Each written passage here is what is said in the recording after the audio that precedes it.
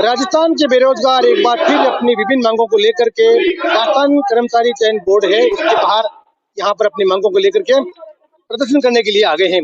बड़ी तादाद में बेरोजगार यहाँ पर पहुंचे हैं और उनका नेतृत्व जिस तरह से हमेशा उपेंद्र यादव करते आए हैं वो फिर एक बार यहाँ पर नेतृत्व कर रहे हैं। और यहाँ पर हम देख सकते हैं कि पीछे की साइड में देखते हैं कि काफी संख्या में महिला जो बेरोजगार हैं यानी कि जो लड़कियां हैं वो भी यहाँ पर आई हुई हैं।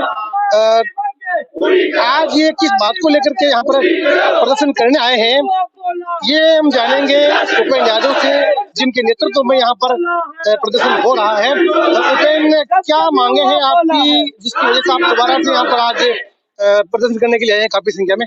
देखो, सूचना सहायक भर्ती है जिसके पहले बजट में घोषणा हुई थी, अभी भी उसकी विज्ञप्ति जारी नहीं हुई है।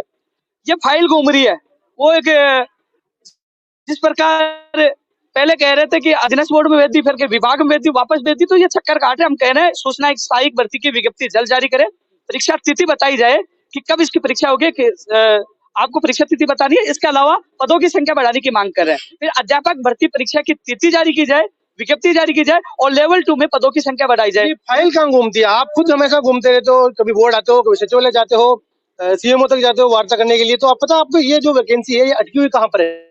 मैं पहले मुझे जेल में डाल दिया ना, अब मैं पीछे पड़ गया, पीछे नहीं छोड़ूंगा।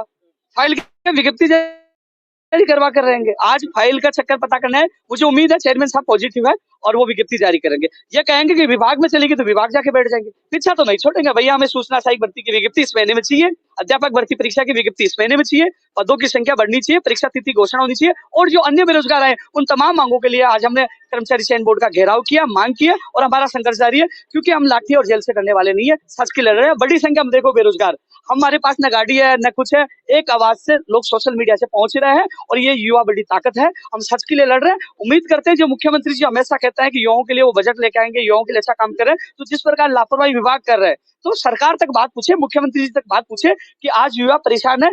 वित्तीय स्वीकृति मिलने के बावजूद भी भर्तियों की विज्ञप्ति जारी नहीं हो पा रही। सूचना सहायक की वित्तीय स्वीकृति मिल चुकी है। सरदार से चुनाव से पहले आपको, जब आप बेरोजगारों को रैली करने जा रहे थे, उससे पहले आपको गिरफ्तार कर लिया, 6 दिन तक पुलिस रिमांड पे रखा और फिर जेल भेजा।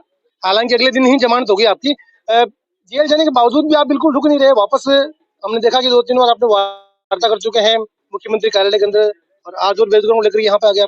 सत्य परेशान हो सकता है, पराजित नहीं हो सकता। युवा बेरोजगारों की मांगों के लिए मुझे एक बार नहीं 1000 बार जेल में डालो, मैं जेल से नहीं डरूंगा। सच के लिए लड़ रहा हूं। और मुख्यमंत्री जी को गुमराह किया गया था, मुख्यमंत्री तक गलत रिपोर्ट दी गई थी, सच्चाई मुख्यमंत्री जी तक भी पहुंच गई है।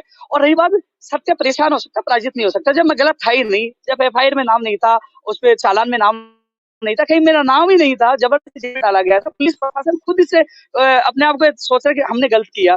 तो सच के लिए मुझे युवाओं के बेरोजगारों की मांगों के लिए एक बार नहीं, जितनी बार जेल में डाले तो मैं जाने के लिए तैयार हूँ और जान भी देने पड़े तो मैं जान दूंगा, पीछे हटने वाला नहीं हूँ। सच के लिए लड़ रहा हूँ और लड़ता रहूंगा। चलो, जो वार्ताएं हुई थी आपकी उसमें क्या क्या रहा, किन बातों पर सहमति हुई थी? देखिए, वार्ताओं में सूचना सहायक भर्ती भी थी। उन्होंने कहा विभाग से बात करेंगे, DOP सेक्रेटरी से तमाम कई मांगों के लिए बात हुई। OBC आरक्षण की जो विसंगतियों की अधिसूचना जारी करनी थी वो रात को जारी कर दी। कई मांगों की सहमति बनी है, जैसे चिकित्सा विभाग के अधिकारियों के साथ मीटिंग हुई, फिर DOP सेक्रेटरी साहब की मीटिंग हुई और अब शिक्षा विभाग के साथ होगी, फिर मुख्यमंत्री प्रमुख सचिव साहब के साथ होगी। तो कई मांगों पर सहमति बनी है, लेकिन हम परिणाम चाहते हैं, आदेश चाहते हैं, जिसके लिए हमारा संघर्ष जारी है। बिल्कुल, काफी संख्या में बेरोजगार यहाँ पर आए हैं क्योंकि सरकार ने पहले कई बार घोषणा की है, कई बार वादा किए हैं कि वो जल्दी से जल्दी ही दोबारा से भर्ती लेकर आएंगे और जो अध्यापक भर्ती परीक्षा है वो जो हो चुकी है रीट परीक्षा, उसको बाद में अध्यापक भर्ती जो है वो की जाएगी, तो उसको भी यहाँ पर मांग करने के लिए बेरोजगार लगातार यहाँ पर आए हुए हैं। और बड़ी संख्या में सूचना सहायक की जो भर्ती है जो DOIT के माध्यम से होती है वो यहाँ पर आई है।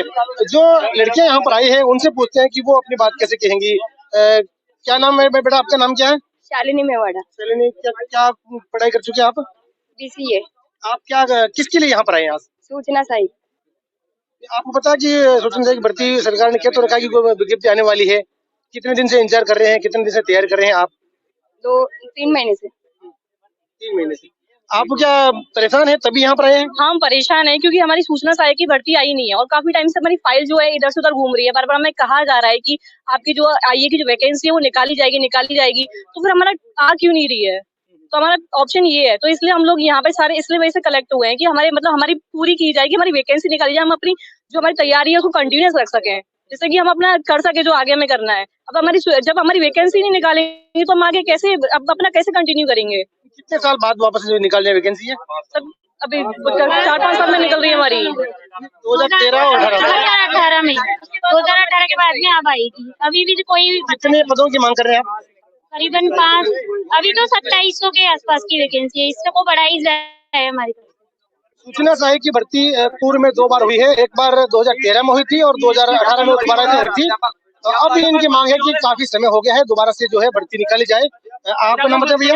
मेरा नाम सतपाल गुर्जर है। किस बात के लिए आप यहाँ पर आए? हम सूचना सहायक की भर्ती का नोटिफिकेशन के लिए आए हैं। अप्रैल माह में इसकी वित्तीय स्वीकृति जारी हो गई थी, लेकिन अभी तक नोटिफिकेशन नहीं निकला। डूइट जाते हैं तो वो बोलते हैं कि RSSB बोर्ड में भिजवा दी गई है फाइल। यहाँ पे आते हैं तो ये बोलते हैं कि अभी तक पदों का वर्गीकरण नहीं हुआ। तो हमें इस तरह से हम 4-5 बार आ गए, लेकिन अभी तक नोटिफिकेशन जारी नहीं हुआ। तो हमारी यही मांग है कि दिसंबर के महीने में नोटिफिकेशन जारी किया जाए हमारा, ताकि हमें ये तो लगे कि कब तक अपना एग्जाम है।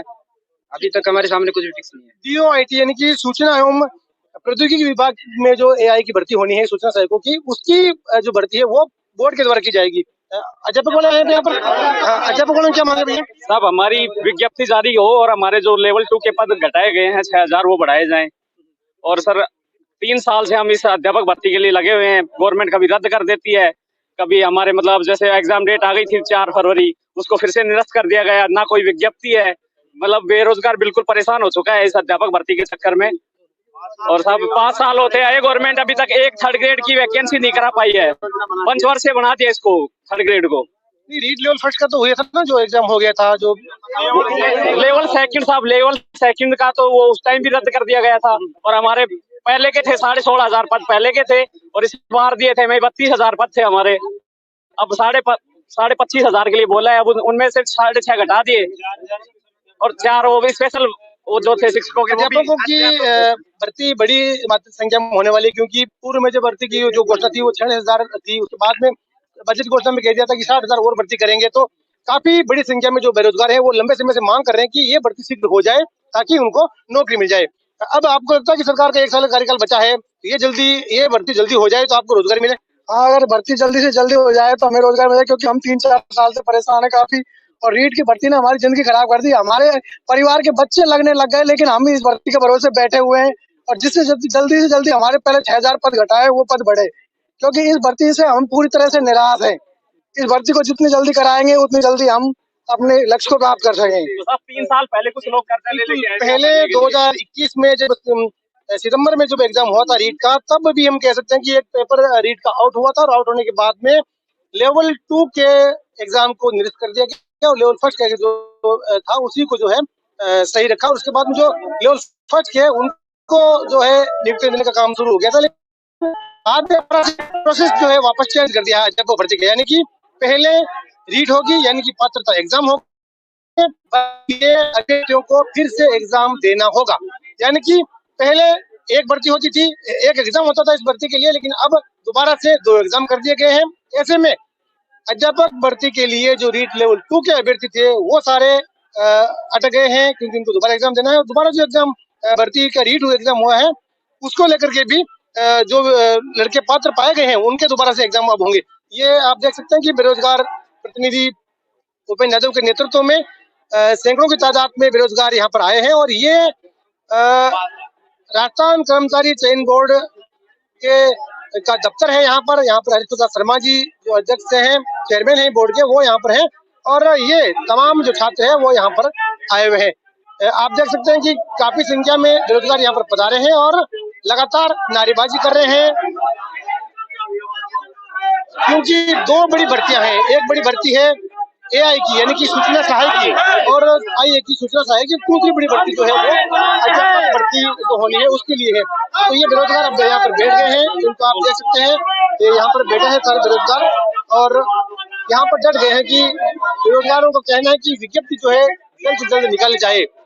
ये हम कह सकते हैं कि लाखों बेरोजगार हैं जो अध्यापक भर्ती का इंतजार कर रहे हैं, और हजारों अभ्यर्थी ऐसे हैं जो सूचना सहायक की भर्ती का इंतजार कर रहे हैं। ये देखिए यहाँ पर तमाम जो बेरोजगार है वो यहाँ पर बैठे हैं, गाड़ी सामने खड़ी है। इसका मतलब जो बोर्ड के जो चेयरमैन हैं हरित प्रसाद शर्मा वो यहीं पर हैं और छात्र यहाँ पर आए हुए हैं। अब देखना यह है कि सरकार और जो बोर्ड के अधिकारी हैं वो कब तक बेरोजगारों की बात को सुन करके कब तक उनकी मांगे पूरी करते हैं। जयपुर से एनबीटी ऑनलाइन के लिए रामस्वरूप।